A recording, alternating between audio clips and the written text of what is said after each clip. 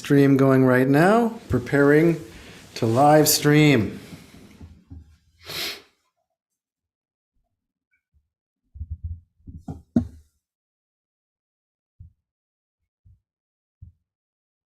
Hey everybody, looks like we are live.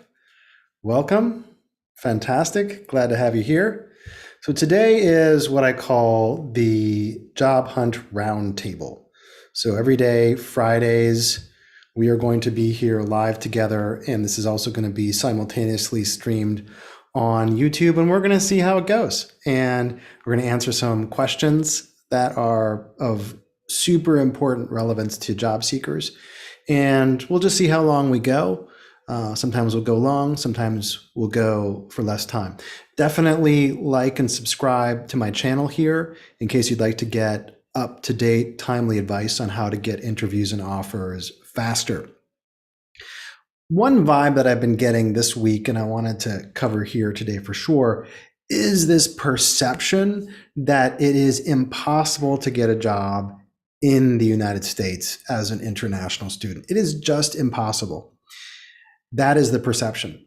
Now, if I were to bring up the data for you, what it would show you is that there are about 1 million international students coming into the United States every year and leaving every year, or graduating every year into the workforce. About 200,000 of those actually apply for OPT. About 208,000 apply for OPT, and about 205,000, or virtually all of them, succeed in getting some form of job. So as long as you're applying for OPT and going for it, you're generally getting hired here in the United States. And then the other 800,000 are leaving. They're leaving the United States. Now, more detail on exactly the circumstances of leaving, I'm not sure about, but out of 1 million international student graduates every year, that there are about 200,000 applying for OPT and about 200,000 getting it. So it is possible to get hired into the United States. So I just want to make that, I want to remind us of all of that possibility. What is your job hunt like in your mind? How does it feel in your mind when you carry around the belief it's impossible to get hired in the United States? First, ask yourself, do I know that this is true? Is it true? And if we look around, we see that it's not true. It is possible.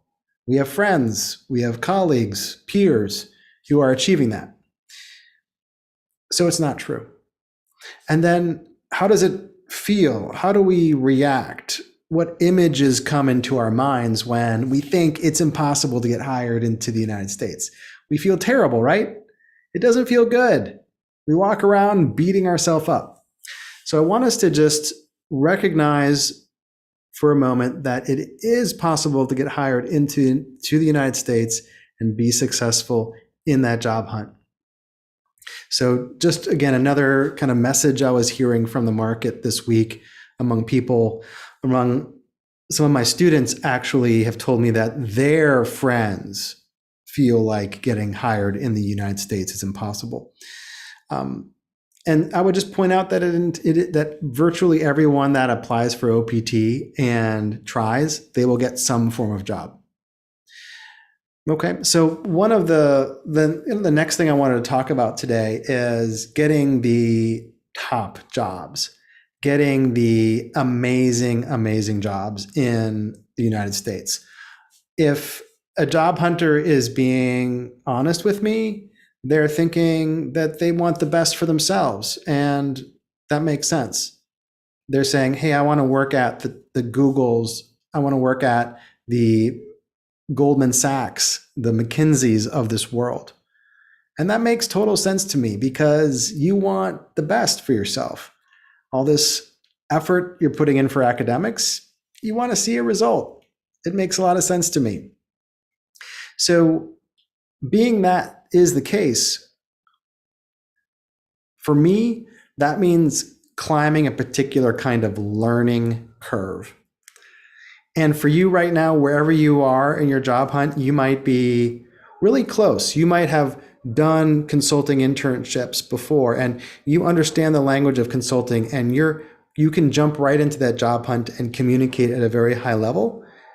For many of us, we're just trying to finish school and not exactly sure what different kinds of work is out there. Our learning curve could be quite steep. It could be quite a steep learning curve. So I want to talk to you about learning curves and finding the right learning curve.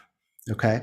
A lot of us, if we want to get into those top firms, but we don't find the right learning curve that will get us to the top. We don't actually even find the path that will take us there.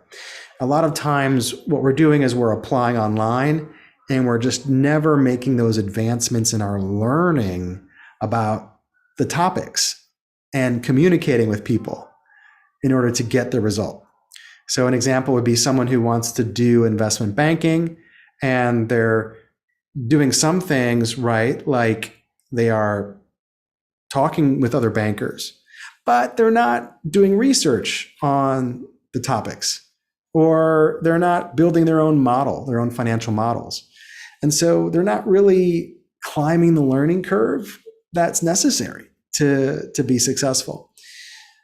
Other people just don't ever find the learning curve to begin with. Like I said, they might just apply online and never really start getting into conversation with people in such a way that they could actually be successful in presenting themselves as capable, because they're just not talking with anybody. So they're not getting that exposure. What that means is that they're just not going to perform. They're just not going to get the interviews. But those that climb the learning curve, the right learning curve, will make quick advancements.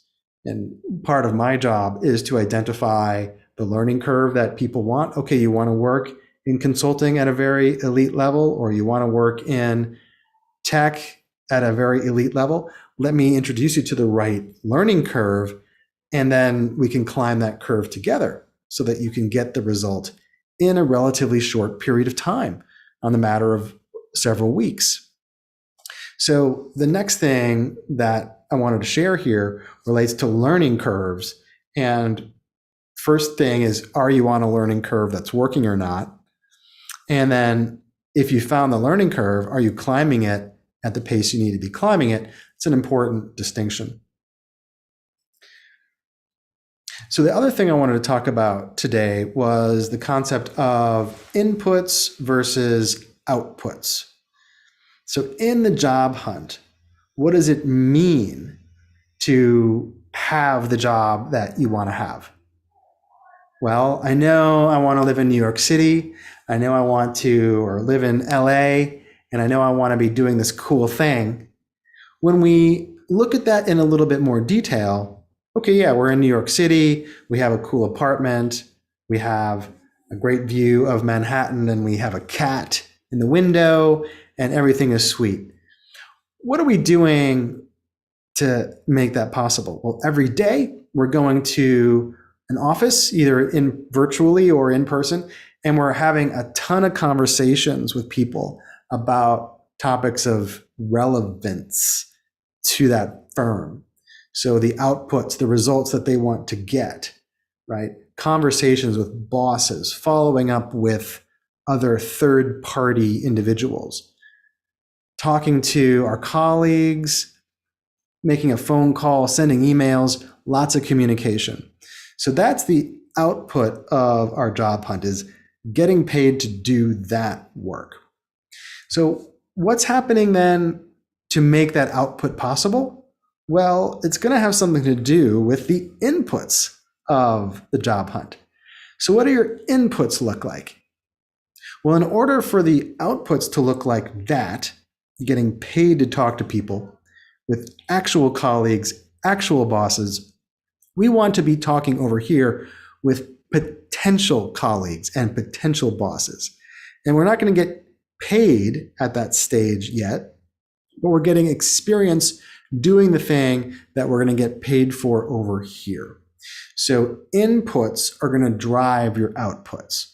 So just think about your job hunt in terms of some basic concepts, principles that are going to kind of explain everything for you. One of them, very insightful, is I think it's okay. I'm biased. I think it's insightful. Inputs and outputs. What are my outputs? What are my inputs? If my inputs are always just applying, my outputs are always going to be mostly just rejection and not hearing back. If I'm actually engaging with people about topics of interest, that means I'm getting better, I'm on a good learning curve, then I'm going to have results over here that reflect the input.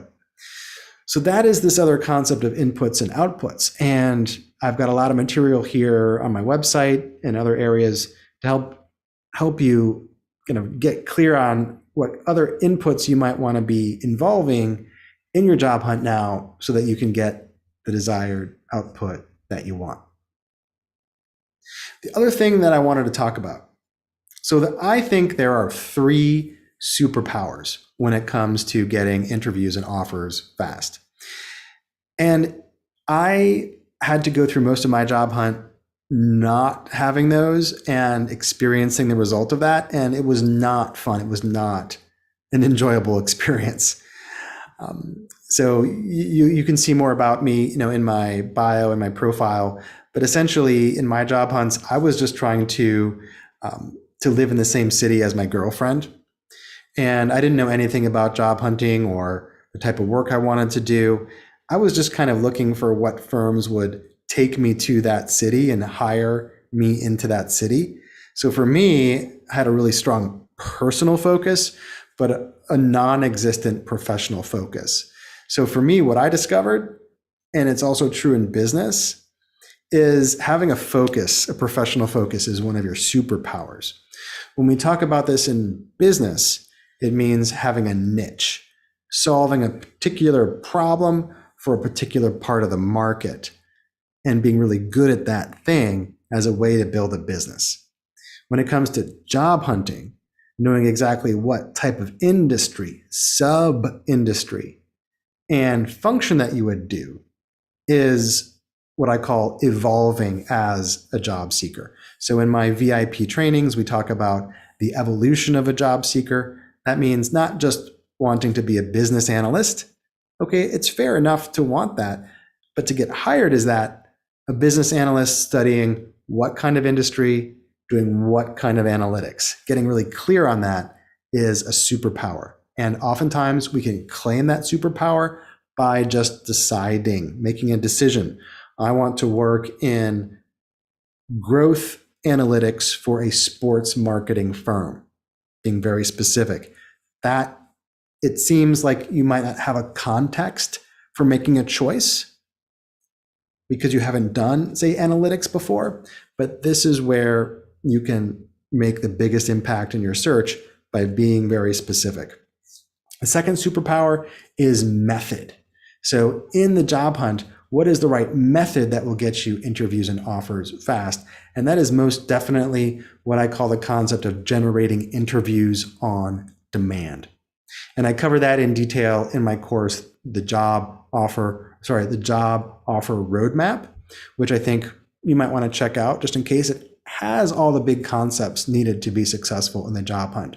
The job offer roadmap leads with this idea that people hire people, not resumes or GPAs, my overlying philosophy. And so the method that gets you hired into these firms is that you're out meeting people, and some people call it networking.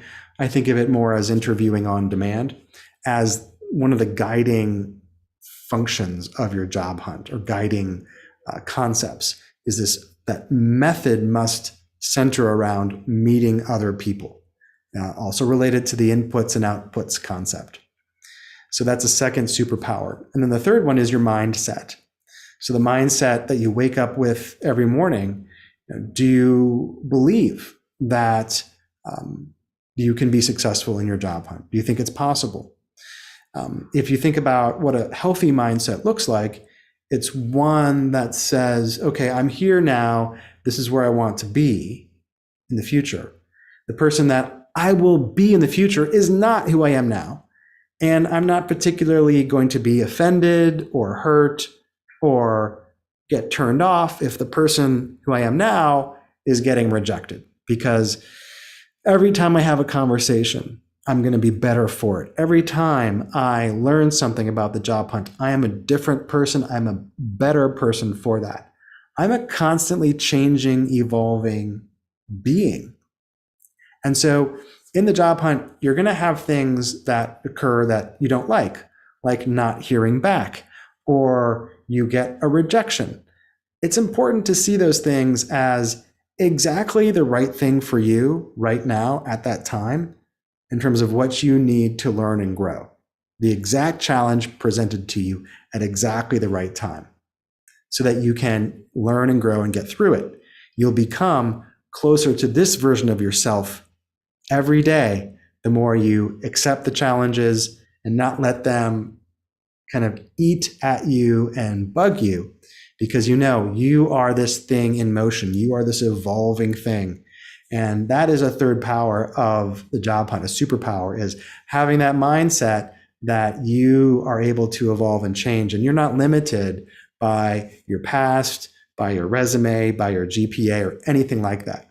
And when you bring those three together, the focus, the method, and the mindset, you are a superpower. You are able to go out and get interviews and offers. And of course, to have somebody show you the right learning curve and work with you to climb it, that's going to make it happen a lot faster as well. So that's one of the other topics that I wanted to cover today, and hopefully you found that somewhat useful. I want to take a question from the audience here. Let me just see if I can find it for you here. So the question is, hey, I'd like to know how you can help me find a job, or specifically in this case, help me find an internship. So it's a good question. It's a tough question because people don't often know what they don't have or don't know what they lack. So on one hand, I could say, okay, the way I can help you is I can help you get interviews and offers. And the question back is, well, how do you help me get interviews? How do you help me get an offer? And when it comes to that, I think that's a fair question. How do you help me get interviews? Well, we have two ways that we can go about getting interviews. One is to apply. The other is to network and to reach out to people without an application. Those are the two ways. So the ways of doing those two things well is how I can help a person get interviews and offers. Applying well relates to having great resumes, great cover letters, sending them to the right people. All right. And then when you don't necessarily have the right documents, I can help you prepare them and send them to the right people. Even then, you might not hear back. So then the work of following up becomes important, and knowing how to follow up with the right professional touch to get the follow-up email, the follow-up response. So following up on applications. Then when it comes to networking, exactly how to do that. What does it take to network, right? How do I network? With whom? What do I say? All of that. And in that area, I consider this the same thing as getting interviews on demand. The way I think about networking is getting interviews on demand. So that's how I can help somebody. Getting them in enough seats, in enough conversations with people so that they climb that learning curve, refine their professional presentations, their interview responses, so that they get hired. That's it. It's that simple. It can be full of effort, but it can also feel effortless. It's possible to make this process by, on one hand, being full of effort, also feeling effortless in the doing. And if you're doing the job hunt right, you're actually starting to enjoy it. So that's a little bit about my presentation for today. I hope you've enjoyed it. I look forward to seeing you on Fridays. Bring your questions, bring your concerns to the roundtable, and we can go in more detail. And wish you a great weekend and good luck with your job hunts.